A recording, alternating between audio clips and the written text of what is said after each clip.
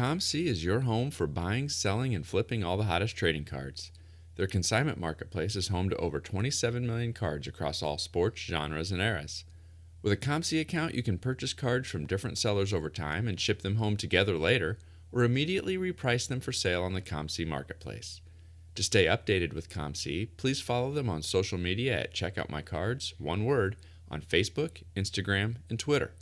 To learn about offers, promotions, and more at ComC, please visit blog.comc.com.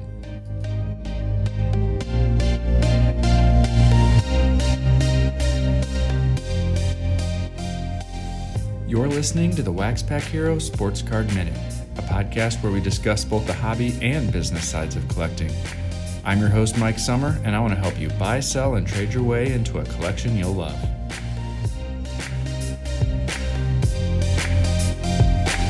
Hello, everybody, and welcome to another episode of the WaxPackHero Sports Card Minute.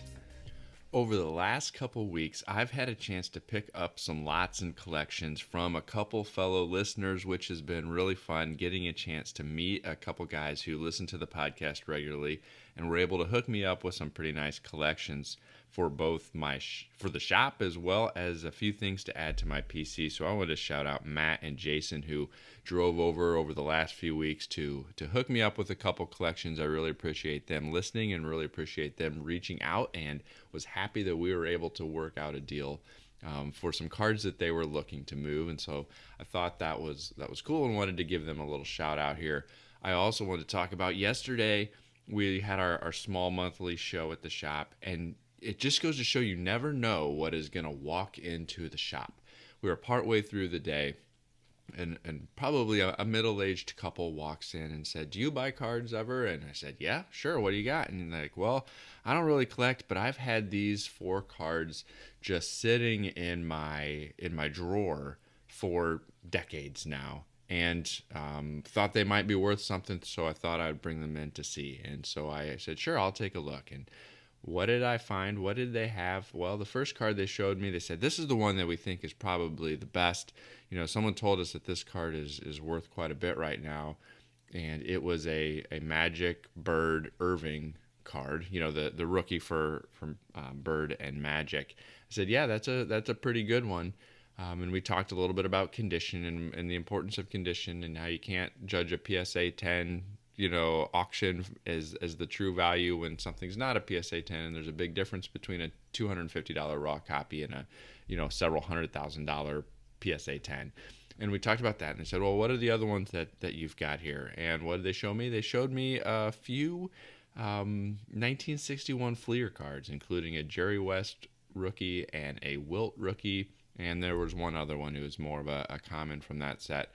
And I'm like, yeah, those are pretty good cards too. Not stuff that you see every day walking into the shop. And so again, we talked about that. And these weren't super beat up, but they also weren't pristine.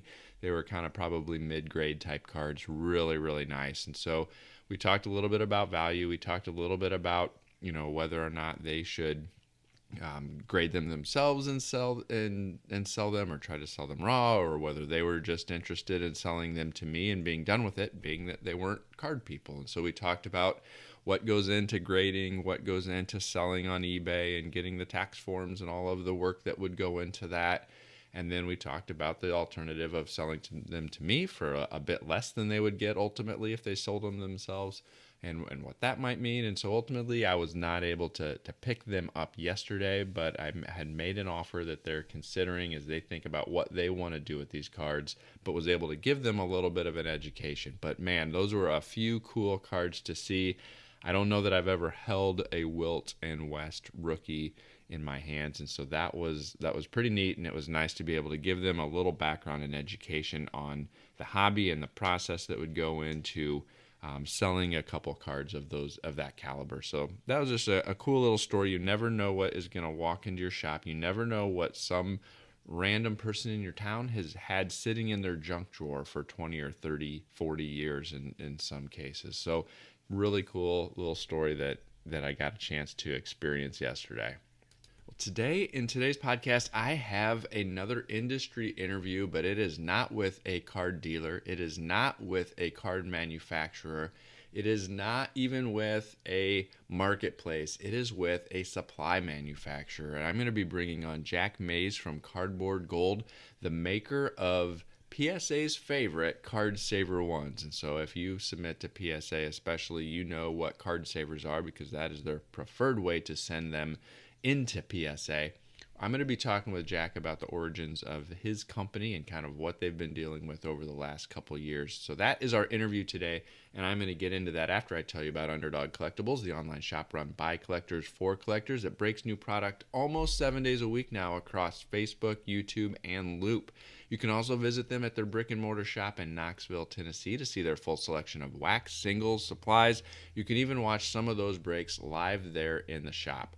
They're also an approved group submitter for SGC, so if you are interested in that, you can learn more at udogcollect.com. And when you check them out at udogcollect.com, make sure you tell them that WaxPackHero sent you. Well, over the last few years, we've had our share of hobby businesses that we've covered on the podcast. But one topic that we have not covered and one business that we have not yet covered is supply manufacturing. And that is going to change today because I want to welcome Jack Mays onto the show. Jack is the founder and the man behind Cardboard Gold. You may know Cardboard Gold if you like grading because the card saver ones are the preferred way to submit your cards to PSA. Jack, welcome to the show. Oh, pleasure. Nice to be here. I really appreciate you spending a few minutes coming on here. You know, I often get a chance to talk with people about how they started their card shop or how they got into collecting, but it's not too often that we get to talk to somebody who started an entire company from the ground up. So maybe we can start today with you just giving me a little bit of your background and kind of the origin story of Cardboard Gold. So I was never a big collector. My buddy who went to Cal Berkeley went to a show in the summer of 1985 and called me and told me, you know, how cool it was and stuff. And so I grabbed the cards that I did have from my grandfather and went and did a show. That would have been June of 1985, and dabbled in selling unopened boxes and things for about like a year and a half. I didn't have any money, so it was hard to get into the business even back then with just a few $1,000s. So I got into supplies in mid 86. And the reason was I could get net 30 terms and get more product in and be a real business. So just had to convince them to give me the product and pay them in 30. When you started that, what types of supplies were you producing? Was it just 9 pocket pages, or what did you start with as you were getting off the ground? So back then I distributed for other companies. So I was distributing for Rotman. They were a huge sheet manufacturer back in the 80s and also the 90s to a point. And what else did I even sell then? Top loaders didn't get big until a year or two later. I did a little bit with that. I didn't do the card saver until 87. That's when it started. I started it in early 87, and then it went crazy at the 1987 National in San Francisco that Bob Lee promoted. That was a huge show. Mostly just pages and binders back then. That was the infancy of supplies and the business, the industry. At what point did you start to pivot and be a supplier yourself and kind of partner with with the actual factories to get your own branded supplies created? So I decided pretty early on, basically 87 or around there, that I was going to stop selling anybody else's product and do only my own branded products. And the main reason for that was the margins. I mean, if you're selling a sheet for someone, you're literally making 12%. And, you know, when you make your own products, and then I started importing directly from China. Actually, it was Taiwan then. That was in 88. No, yeah, 88. Because the card saver was originally made in Missouri in 87. Yeah. And so then you eventually went to getting all your manufacturing done in overseas. Is that where it's done today? Yeah, it's still primarily in China. We also have a plant in Taiwan, but everything is made there that's in the hobby. There's really no other You can make pages in the United States, Ultra Pro and BCW do, but you can't make any of the other products. You wouldn't be cost effective. Top loaders have never been made in the United States. Oh, interesting. People tried back in the day, back in the 80s. Howard's tried. Well, they're gone. Yeah. We've talked a lot about how card companies and hobby shops navigated the fallout of the junk wax era. And that is kind of, you were still pretty young, a pretty young company at that point. But what was it like running a supply manufacturer during that junk wax era and then the ultimate kind of pullback that we saw at the end of the junk wax era? So my company has had plenty of ups and downs from 85 to 88. It was kind of a part-time thing. I mean, I worked full-time, but it was not um, like it started in 1990 when I got real serious and started hiring people and got a bigger warehouse, took a lot of risk. The early 90s were huge for my company. That's when we were in the Inc. 500 in 1991 and 1992. We were number 208 and number 74 in 1992.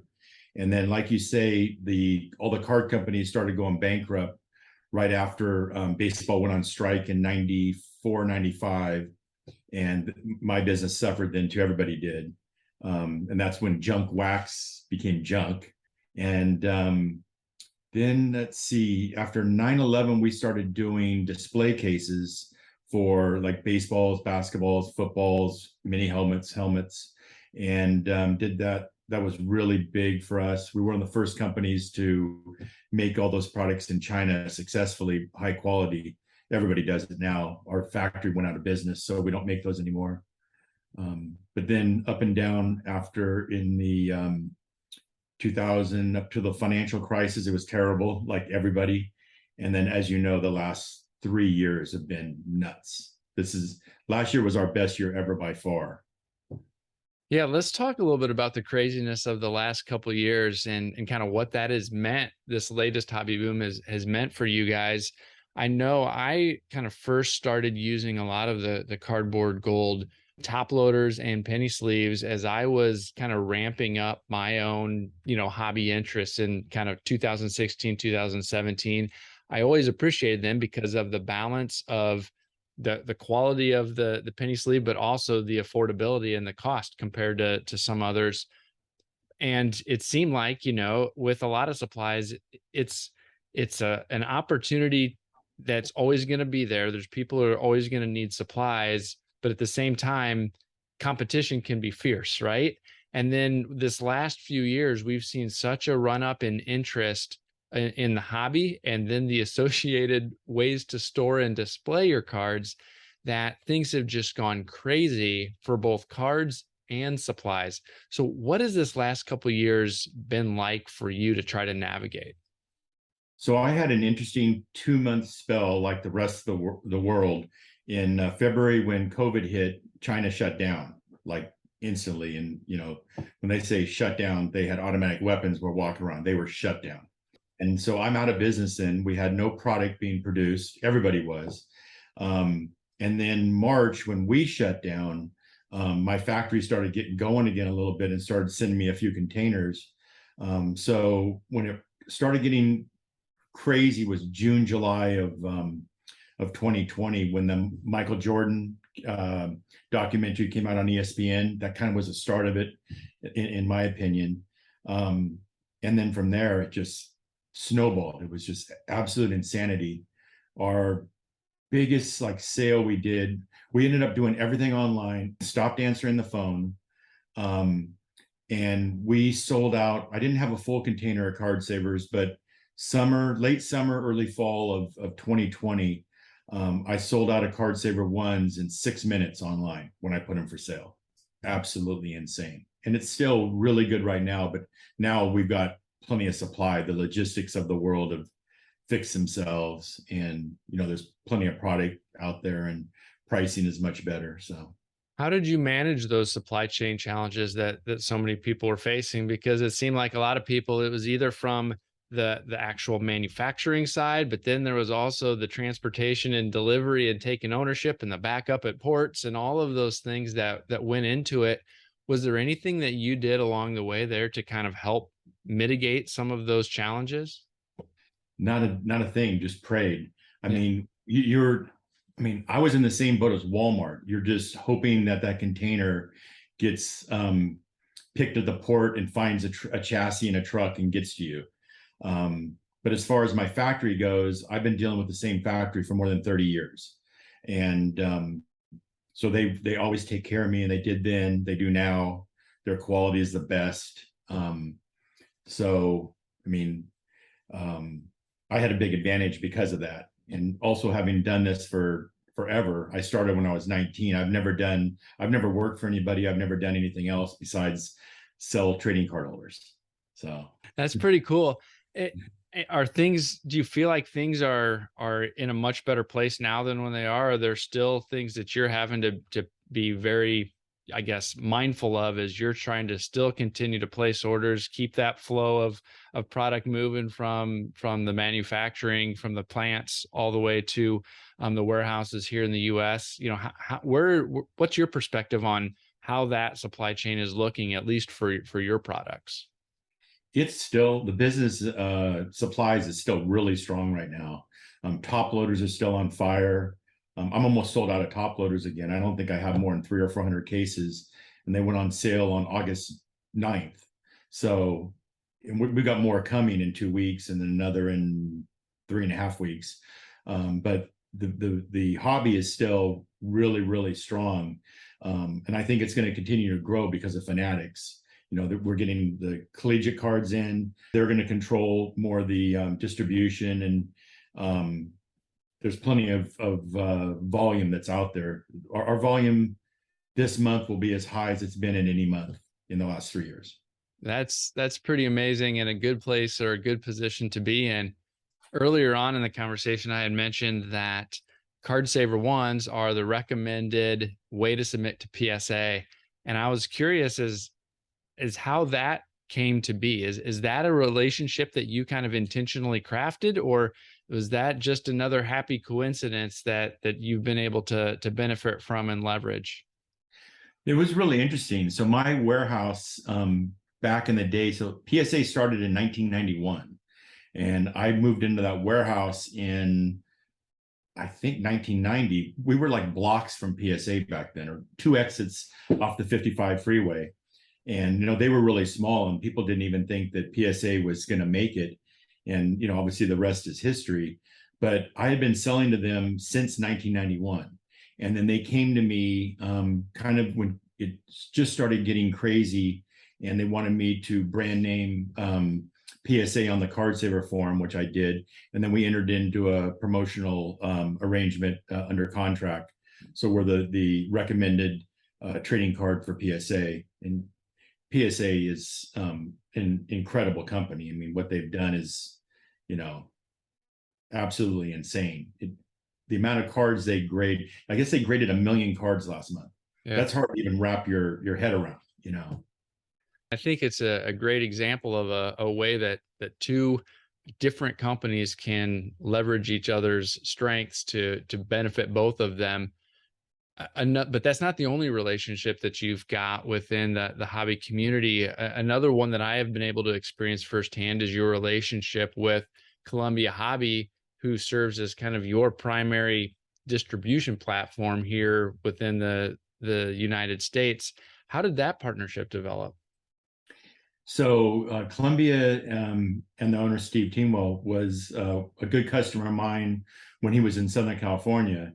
And then he relocated up north to the Portland, Vancouver, Washington area.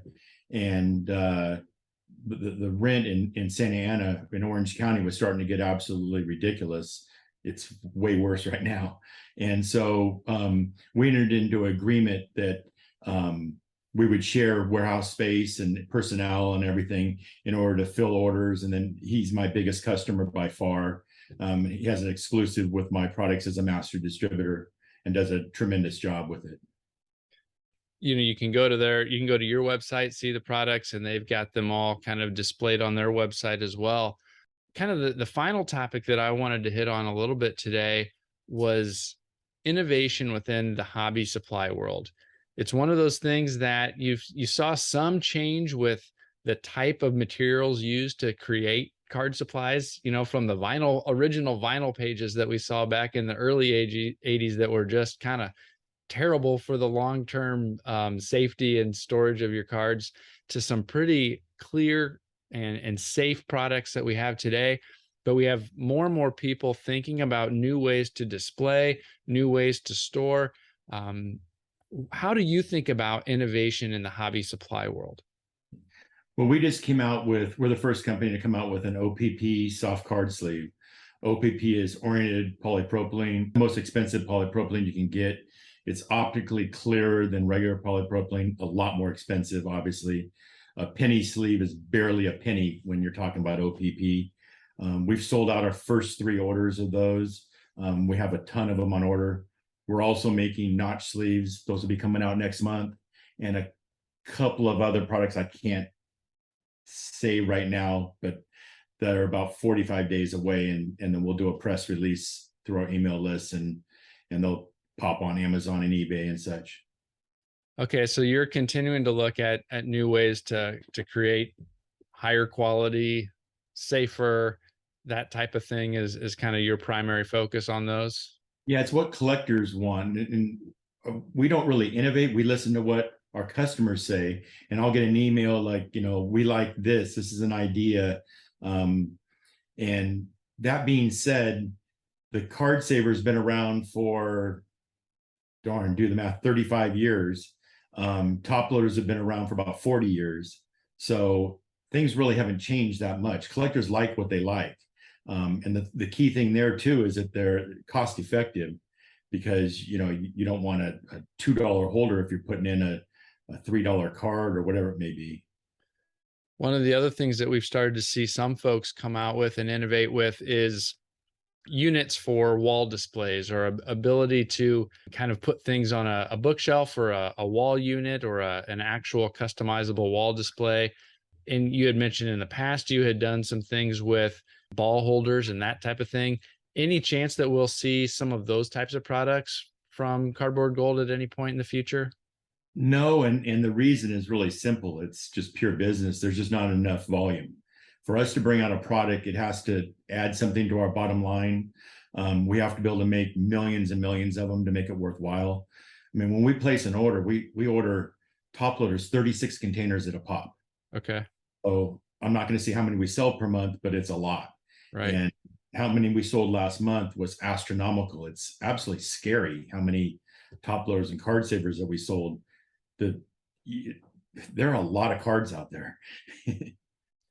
One of the other things that I wanted to hit on, because I think it's something that we've seen people open up or being willing to do things differently, and your results are clearly showing that there's a changing tide, but there's still, like you talked about, or there's a few big names within the card supply business, and Ultra Pro is one of your competitors who's done a good job as they got started of getting their name out there and being synonymous with high quality.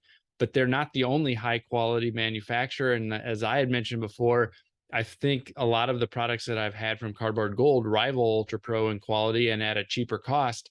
Was there anything that you have done when you think about how you've attempted to match up with competitors to show that value proposition of the quality and cost, and how those compare to others to make Cardboard Gold a good alternative?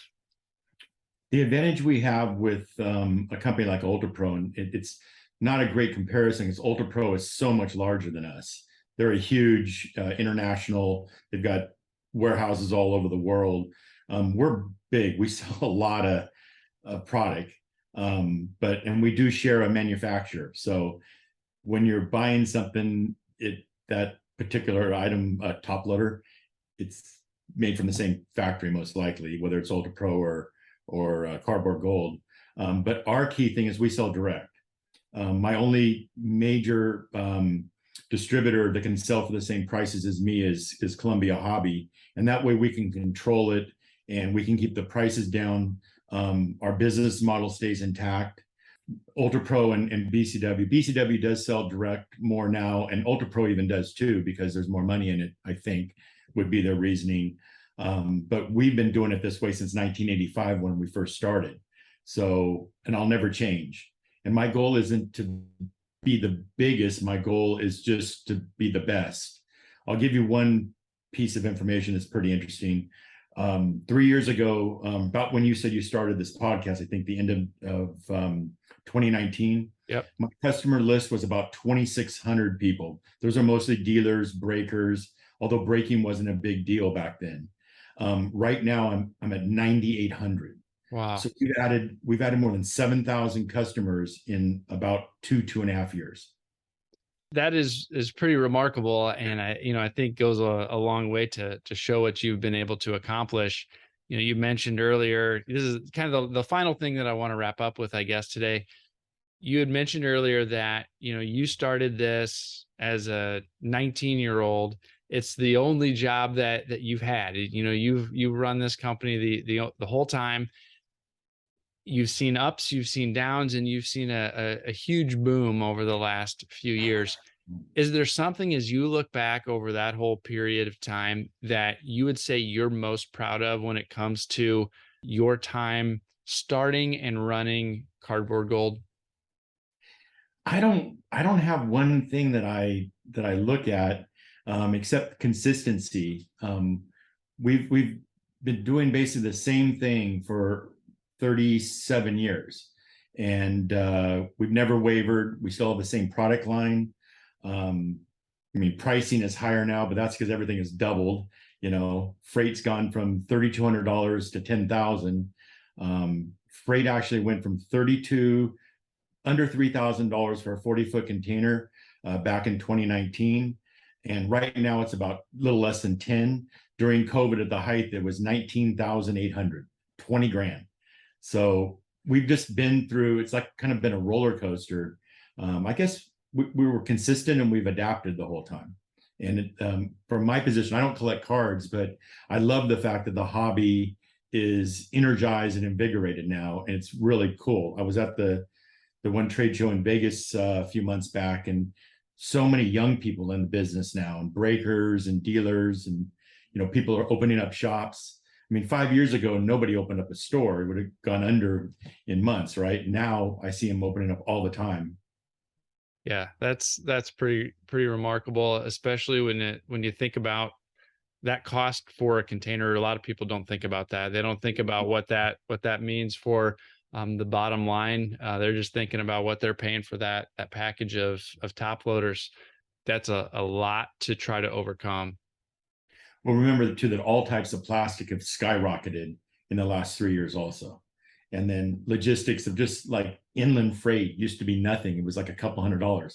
Now it's $1,650 a container. Wow. There's so many different inputs and things. I think we're pretty much where we're going to be price wise. I don't see top loaders being they're around $100 now. I don't think they're going to be much cheaper than that going forward.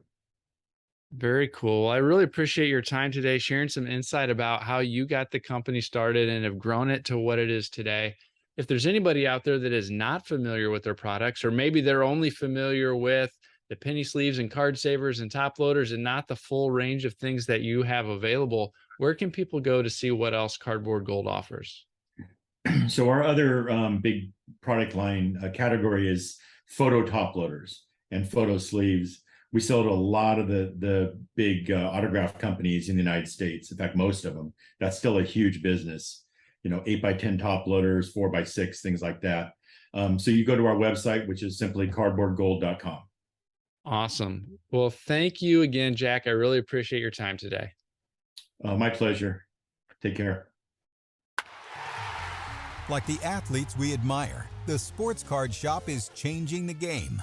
We're not launching threes, bombing drives, or hitting dingers, but we have built a unique gathering spot for all collectors to trade cards, talk sports, play games, and watch their favorite athletes on the big screens. Yes, we've partnered with Panini, Upper Deck, Leaf, Topps, Fanatics, Pokemon, and others to bring you all the latest in sealed wax and singles. But the sports card shop in New Buffalo, Michigan is much, much more. Our recent expansion brings collectible sneakers, Hot Wheels, and more sports and entertainment memorabilia into the mix. Our new Collector's Cave game room is the perfect place to throw a rip party. Bring friends, rip packs, trade cards, play billiards, ping pong, shuffleboard, classic arcade, and Xbox games, all while watching your favorite sport on TV. Visit us at thesportscardshop.com. Follow us on social @_sportscardshop, or better yet, visit us in person to learn about special events, party packages, new products, and everything we're doing for you. The Sports Card Shop,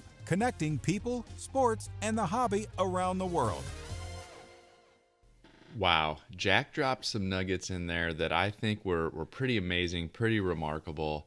The cost increase for shipping containers and what it takes to get things from China to the US in the ports right now, that was a pretty amazing increase. And the volume of customers that he has now acquired, through his distribution list, growing by over 7,000. I think that's 3 to 4 times growth in his customer base over the last few years, was pretty remarkable. And I like hearing about the way that he kind of navigated his company from starting it basically in a dorm room when he was 19 to what it is today. Pretty cool story of an entrepreneur who has built a business, met the needs of our hobby, and it's just pretty cool to have that conversation. So I hope you enjoyed it as well. Let me know what you thought about this episode. Reach out to me at waxpackhero@gmail.com. Send me a message on Twitter at @TheMikeSummer or at WaxPackHero on Instagram and TikTok. And I really want to encourage you to do that this week, because here in the next week or two, I'd like to do another mailbag episode. I'd like to hear what's on your mind, and I'll spend some time on the podcast answering those questions. That is all I've got for you today, so I'll catch you next time.